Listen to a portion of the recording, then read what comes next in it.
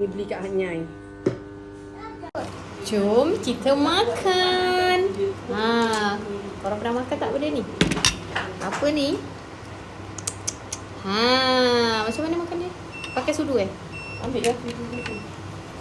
Bismillahirrahmanirrahim. Allahumma barik lana Ya ke? fi ma razaqtana wa qina azabannar. Tengoklah nanti nak cari apa pula ganti. Aku nak try. Kurit tepi dia tu. Tu dia punya tu. Dekat dengan Nak bagi dia kena ni dulu.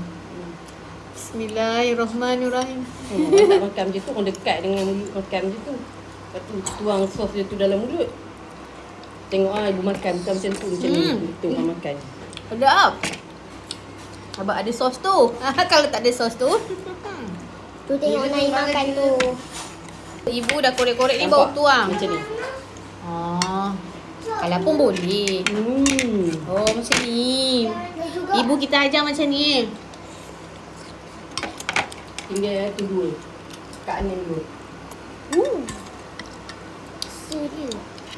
Dah korek-korek dulu nak pakai sudu. Kat tu sedap kan? Dia ada sos dia baru sedap. Tapi dia tak payahlah adik. Takut bermuntah.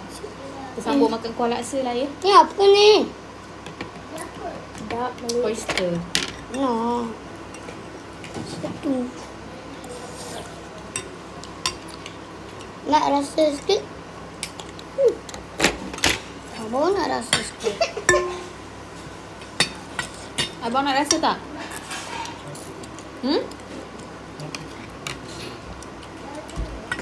Kaki abang sakit tak?